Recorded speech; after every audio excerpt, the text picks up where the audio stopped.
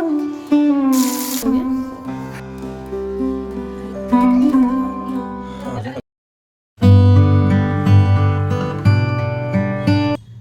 All, welcome back to Sihi local ಲಾಗ್ಸ್ಗೆ. ಎಲ್ಲರೂ ಹೇಗಿದ್ದೀರಾ? ಐ ಹೋಪ್ ಎಲ್ಲರೂ ಚೆನ್ನಾಗಿದ್ದೀರಾ ಅನ್ಕೊಂಡಿದ್ದೀನಿ. ನಾನು ತುಂಬ ಚೆನ್ನಾಗಿದ್ದೀನಿ. ಇವತ್ತು ಬೆಳಿಗ್ಗೆ 5 ಗಂಟೆಯಿಂದ ಲಾಗ್ ಸ್ಟಾರ್ಟ್ ಮಾಡ್ತಾ ಇದ್ದೀನಿ. ಮೊನ್ನೆ ತಿರುಪತಿಗೆ ಹೋಗಿ ಬಂದ್ವಿ, ಪ್ರಸಾದ ಇರೋದ್ರಿಂದ ಇವತ್ತು ಬೆಳಿಗ್ಗೆನೆ ಪೂಜೆ ಮಾಡ್ತಾ ಇದ್ದೀನಿ. ಅದಕ್ಕೆ ಸಡನ್ ಆಗಿ ಧರ್ಮ ದರ್ಶನಕ್ಕೆ ಹೋಗಿ ಬಂದ್ವಿ. ಪ್ಲಸ್ ತುಂಬ ಜನ ಇದ್ದಾರೆ, ಬಟ್ ದರ್ಶನ ಮಾತ್ರ ತುಂಬ ಚೆನ್ನಾಗಾಯಿತು.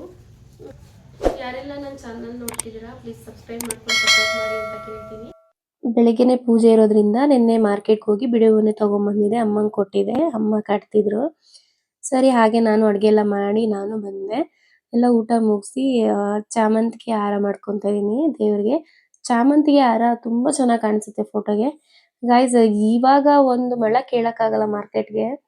ಸೊ ಹೂವ ಮಾತಾಡಕ್ಕೆ ಆಗಲ್ಲ, 100 ರೂಪಾಯಿ ಮಳ ಆಗ್ಬಿಟ್ಟಿದೆ. ಅದೇ ನಮ್ಮ ಮನೆಯವ್ರು ಹೇಳ್ತಿದ್ರು ಕಟ್ಟಿರೋದೇ ತಗೊಂಬಂದು ಹಾಕು, ಟಯರ್ಡ್ ಆಗಿದ್ಯಾ ಅಂತ. ಟಯರ್ಡ್ ಆದ್ರೂ ಪರವಾಗಿಲ್ಲ, ನನ್ನ ಕೈಯಲ್ಲೇ ಮಾಡಿ ದೇವರಿಗೆ ಹಾಕಿದ್ರೇನೆ ನನಗೆ ಮನಸ್ಸು ತೃಪ್ತಿ ಅಂತ ನಾನೇ ಎಲ್ಲ ಬಿಡಿ ಹೂವ ತಗೊಂಬಂದೆ. ಈ ತರ ತುಳಸಿ ಕೊಟ್ಟಿದ್ರೆ, ತುಳಸಿ ಈ ತರ ಫೋಟೋಕ್ಕೆ ಹಾಕಕ್ಕಾಗಲ್ಲ, ಅದಕ್ಕೆ ಮತ್ತೆ ಬಿಡಿಸಿ ನಾನು ಮತ್ತೆ ಒಂದು ಕಟ್ಕೊಂತಿದ್ದೀನಿ. ಟೈಮ್ ಆಗ್ಲೇ 2 ಗಂಟೆ ಆಗಿತ್ತು ಗೈಸ್. ತುಂಬಾ ನಿದ್ದೆ ಎಳಿತಾ ಇತ್ತು, ಯಾಕಂದ್ರೆ ತುಂಬಾ ಜರ್ನಿ ಮಾಡ್ಕೊಂಡ್ ಬಂದಿದ್ರಿಂದ ಟಯರ್ಡ್ ಅನ್ಸ್ತಿತ್ತು. ಸೊ ನನ್ನ ಮಗಳು ನನ್ನ ಜೊತೆಲಿ ಇಲ್ಲೇ ಸೋಫಾ ಮೇಲೆ ಮಲಗ್ಬಿಟ್ಲು. ಮಲಗಕ್ಕೆ 3 ಗಂಟೆ ಆಯ್ತು. ಬೆಳಿಗ್ಗೆ 4:15ಗೆ ಅಲಾರಾಮ್ ಇಟ್ಟು ಸ್ನಾನ ಮಾಡಿ ರೆಡಿ ಆಗ್ತಾ ಇದ್ದೀನಿ. ಯಾಕಂದ್ರೆ ಬೆಳಗಿನ ಜಾವನೇ ಪೂಜೆ ಮಾಡಬೇಡ ಅಂತ. ನೈವೇದ್ಯಕ್ಕೆ ಅಕ್ಕಿ ಪಾಯಸ ಮಾಡ್ತಾ ಇದ್ದೀನಿ. ಅಕ್ಕಿ ಪಾಯಸ ಯಾವ ರೀತಿ ಮಾಡೋದು ಅಂತ ತೋರಿಸ್ಕೊಡ್ತೀನಿ. ಮುಂಚಿತವಾಗಿ ಅಕ್ಕಿ 1 ಗ್ಲಾಸು ನೆನೆಸ್ಕೊಬೇಕು. ನಾವು ಅಕ್ಕಿ ನೆನೆಸ್ಕೊಂಡು ಹಾಕೋದ್ರಿಂದ ಬೇಗ ಅನ್ನ ಆಗುತ್ತೆ, ಹಾಗೆ ತಳ ಕಟ್ಟೋದಿಲ್ಲ. ನೋಡಿ, ಈ ತರ ನೆನೆಸ್ಕೊಂಡಿದ್ದೀನಲ್ವಾ, ಈ ತರ ನೆನೆಸ್ಕೊಂಡು ಹಾಲ್ಗೆ ಹಾಕೋದ್ರಿಂದ ಹಾಲಲ್ಲಿ ಬೇಗ ಅನ್ನ ಆಗುತ್ತೆ. ಹಾಗಾಗಿನೇ ಮುಂಚಿತವಾಗಿನೇ ನೆನೆಸ್ಕೊಬೇಕು ಅಕ್ಕಿ ಪಾಯಸಕ್ಕೆ. ಈಗ ಹಾಲು ಅರ್ಧ ಇಟ್ಟಿಟ್ಕೊತಾ ಇದ್ದೀನಿ. ಅದೇ ಅರ್ಧ ಹಾಲಿಗೆ ನೆನೆಸಿಟ್ಕೊಂಡ್ರೆ ಅಕ್ಕಿ ಹಾಕ್ಕೊಂಡು ಬೇಯಿಸ್ಕೊತಾ ಇದ್ದೀನಿ. ಈಗ ಅನ್ನ ಬೆಂದಾಗಿದೆ. ಈಗ ಮ್ಯಾಶರ್ ತಗೊಂಡು ಮ್ಯಾಶ್ ಮಾಡ್ಕೊತಾ ಇದ್ದೀನಿ ಗೈಸ್. ಈ ಥರ ಸಾಫ್ಟಾಗಿ ಮ್ಯಾಶ್ ಮಾಡಿಕೊಂಡ್ರೆ ಚೆನ್ನಾಗಿ ಬರುತ್ತೆ. ನೋಡಿ, ಈ ಥರ ಮ್ಯಾಶ್ ಮಾಡ್ಕೊತಾ ಇದ್ದೀನಿ. ಈಗ ಇದಕ್ಕೆ ಎತ್ತಿಟ್ಕೊಂಡಿದ್ದೀವಲ್ಲ, ಹಾಲು ಹಾಕ್ಕೊಂಡು ಚೆನ್ನಾಗಿ ಮಿಕ್ಸ್ ಮಾಡಿಕೊಂಡು ಒಂದು ಕುದಿಸ್ಕೊಳ್ಳೋಣ. ಇದಕ್ಕೆ ನಾವು ಇವಾಗ ಸ್ವಲ್ಪ ನೀರು ಹಾಕ್ಕೊಬೋದು, ಯಾಕಂದರೆ ಜಾಸ್ತಿ ಗಟ್ಟಿಗಿದ್ರೆ ಅಕ್ಕಿ ಪಾಯಸ ಇನ್ನೂ ತಣ್ಣಗಾದ್ಮೇಲೆ ಗಟ್ಟಿ ಆಗಿಬಿಡುತ್ತೆ. ಈಗ ನಾನು ನೀರು ಹಾಕ್ಕೊಂಡು ನೋಡಿ ಈ ಥರ ಮಾಡ್ಕೊಂಡಿದ್ದೇನೆ.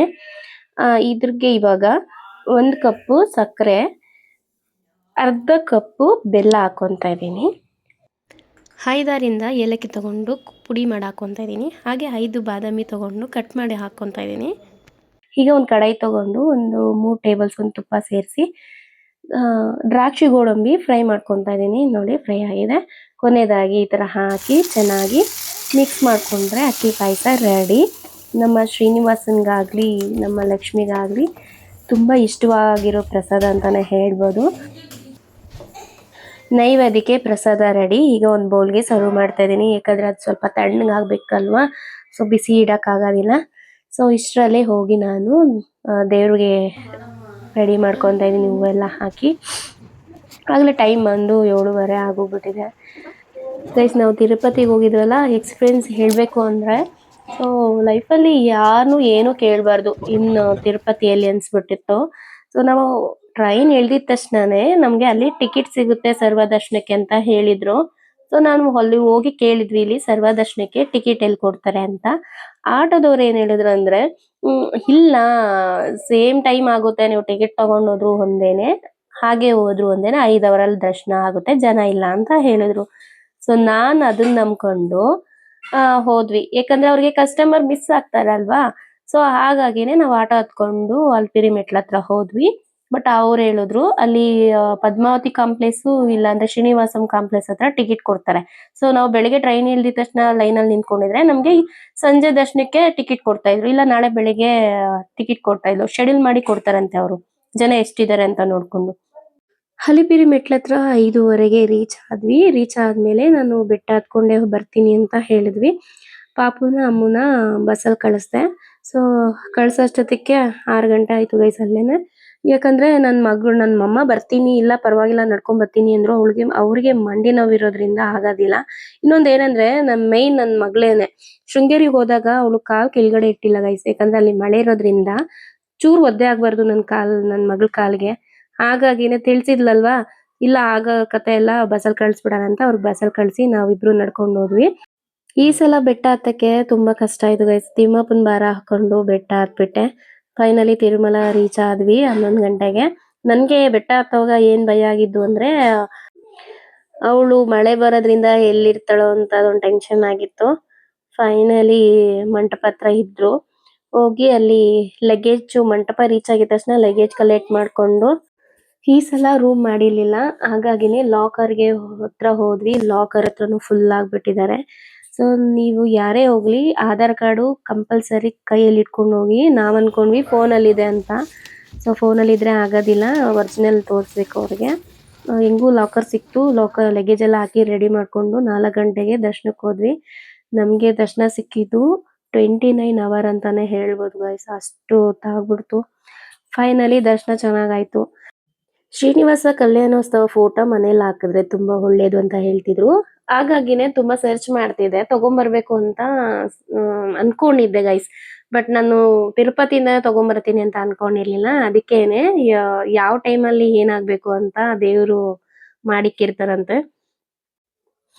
ಈಗ ನಮ್ಮ ಮನೆ ದೇವರು ವೆಂಕಟರಮಣ ಸ್ವಾಮಿನೇ ಗೈಸ್. ಹಾಗಾಗಿನೇ ನಮ್ಮ ಮನೆಯವರು ಪೂಜೆ ಮಾಡ್ತಿದ್ದಾರೆ. ಯಾವತ್ತೇ ಆಗ್ಲಿ ಮನೆ ಯಜಮಾನ ಪೂಜೆ ಮಾಡ್ಬೇಕಂತೆ. ನನ್ಗೂ ಗೊತ್ತಿರ್ಲಿಲ್ಲ. ಫೋನಲ್ಲಿ ಇಲ್ಲ ಬೇರೆಯವ್ರು ಹೇಳ್ತಾ ಇದ್ರು. ಹೆಂಡತಿ ಬಂದು ತುಳಸಿ ಹತ್ರ ಮಾತ್ರ ದೀಪ ಹಚ್ಬೇಕಂತೆ. ಮುಖ್ಯ ದಿನಗಳಲ್ಲಿ ಮನೆ ಯಜಮಾನ ದೀಪ ಹಚ್ಚಿದ್ರೆ ಅವ್ರ ಸಂಸಾರ ತಣ್ಣಗಿರುತ್ತೆ, ಜಗಳಗಳಾಗೋದಿಲ್ಲ ಅಂತ ಹೇಳಿದ್ರು. ಹಾಗಾಗಿನೇ ನಾನು ನಮ್ಮ ಮನೆಯವ್ರ ಹತ್ರನೇ ಪೂಜೆ ಮಾಡಿಸ್ತೀನಿ ಎಲ್ಲ ರೆಡಿ ಮಾಡಿ.